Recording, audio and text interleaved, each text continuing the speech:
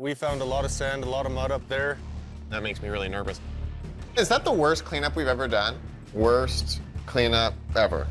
Worst cleanup ever. Nailed it. Season 15 of Gold Rush is delivering the biggest shocks yet, as the kings of the Yukon battle record-breaking obstacles.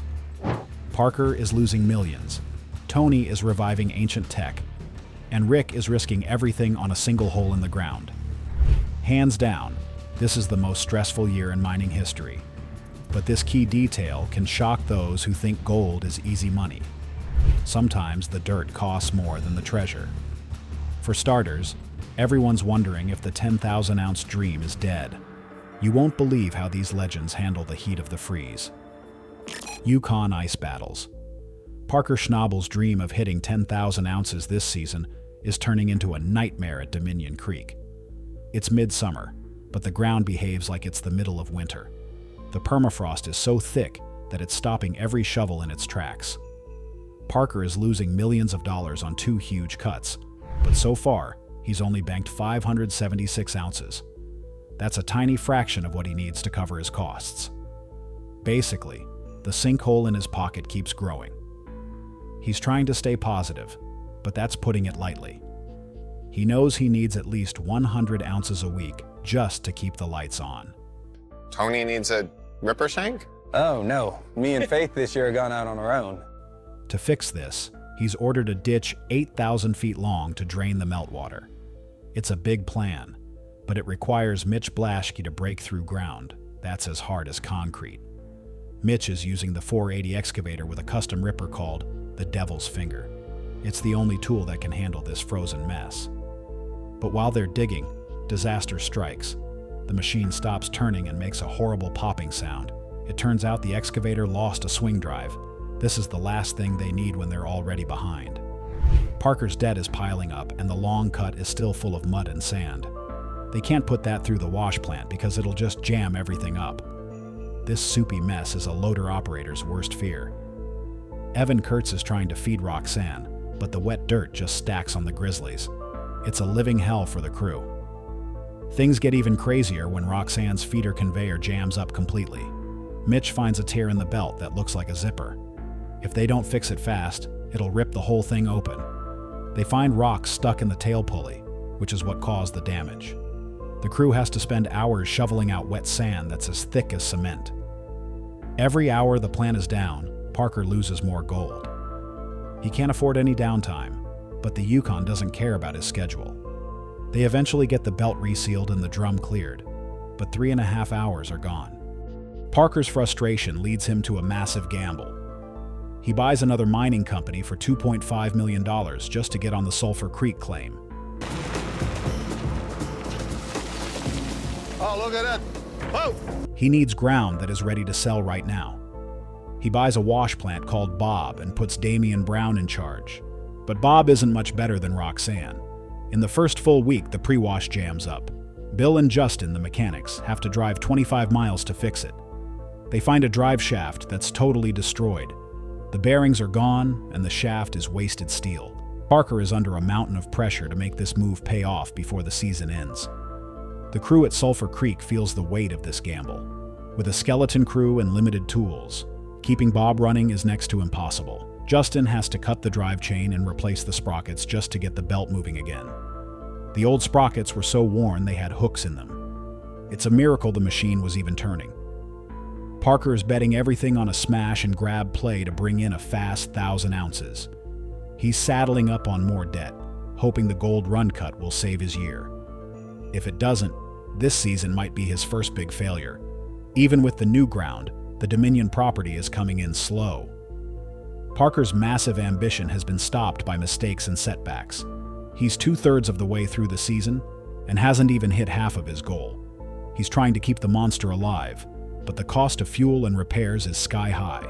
He's betting that the shallow thaw ground at Sulphur will calm everyone down. But in the Yukon, nothing is ever as easy as it looks on a map. The long cut remains the focus because it's the only ground near pay. But the frost is a battle they can't seem to win. Parker is throwing everything he has at these 2 enormous cuts.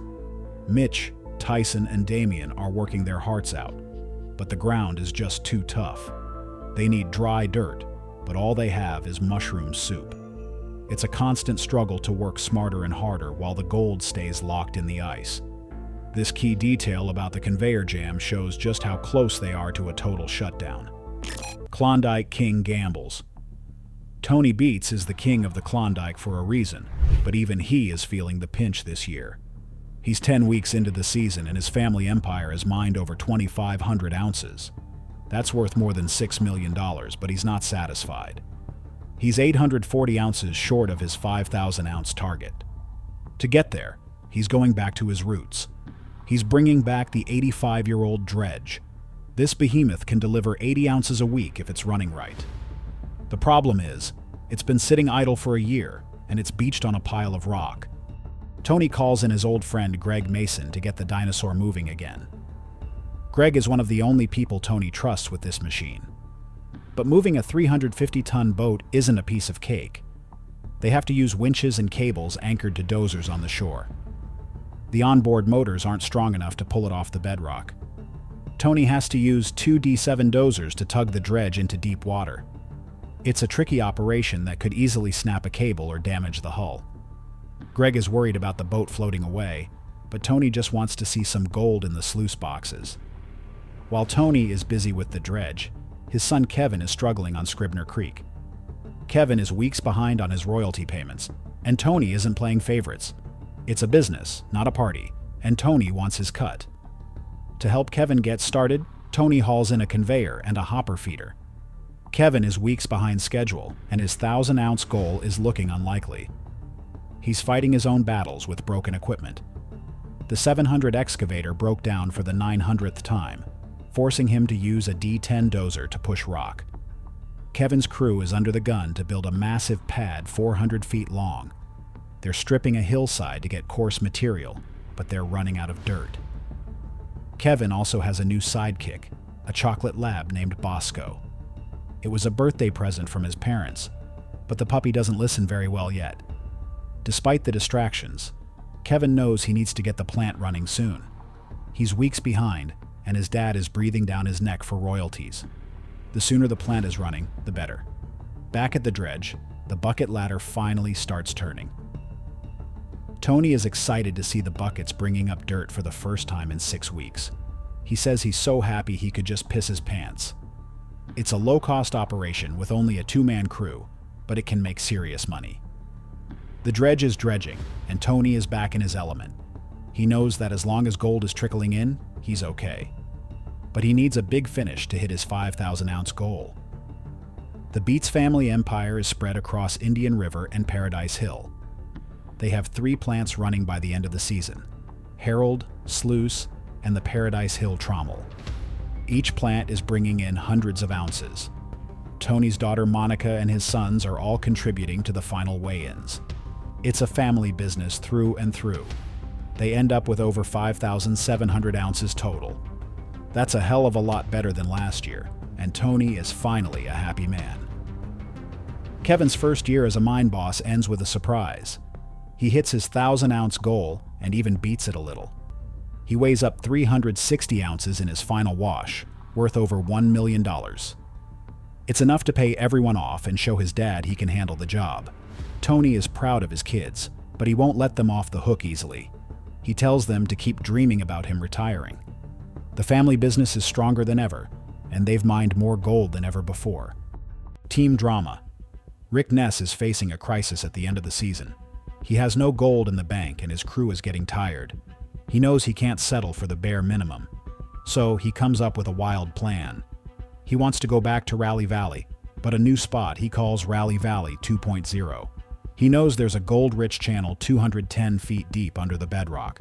The problem is, he has to move 1 million yards of overburden to get to it. It's a massive gamble that could cost him every penny he has left. Rick calls a meeting with his crew to explain the situation. He shows them a jar with $1 million worth of gold in it. He tells them that their gold bonuses are in that jar. If they take the gamble and fail, all that money will be gone. But if they hit pay dirt, they could double their money. For starters, the risk is mostly Rick's, but the crew is in on it too. They agree to take the chance. They don't want to walk away with nothing to show for their hard work. Moving Monster Red from Rally Valley to Vegas Valley is a huge task. Rick's crew moves the plant in pieces, and it's a tight fit at Duncan Creek. Buzz is tasked with getting the frame into position, but he puts it in the wrong spot. Rick is frustrated because there isn't enough room for the tailings. He and Buzz have had a rocky relationship all season. Buzz feels like he should be a senior operator, not just a truck driver. He's been doing the bare minimum with a chip on his shoulder. The tension between Rick and Buzz reaches a breaking point. Rick catches Buzz sleeping on a machine and calls him out in front of everyone. He tells Buzz that he isn't the senior operator and he needs to fill in where he fits in. Buzz threatens to leave, but Rick tells him he needs him on the team. They eventually clear the air with a hug, but the tension is still there. Rick knows he needs a sharp crew to finish the season. They have a lot of gold to get, and not much time left. Finally, Monster Red is reassembled at Vegas Valley. They use 2 excavators to lift the heavy sluice box into place. It's a tricky move, but they get it done perfectly. After 2 months without gold, it's time to see if the gamble paid off. They fire up the generator and start feeding pay through the plant. It's a beautiful sight to see Monster Red working again. They've been through a lot to get here, and they just hope the weather holds out long enough to run the dirt. The final week at Vegas Valley is a huge success. The plant delivers 411 ounces of gold, worth $1,100,000.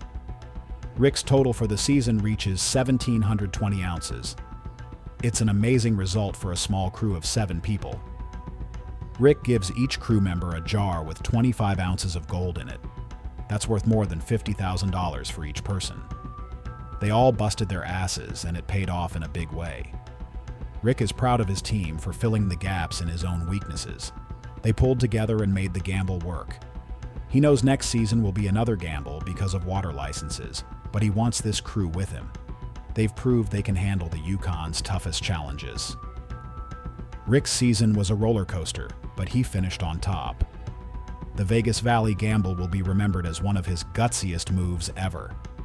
Could Parker finally hit 10,000 ounces next year, or is the Yukon's frost just too powerful for any man to beat? Join your fellow fans by subscribing to Bravo Tango, and let us know what you think. Until next time.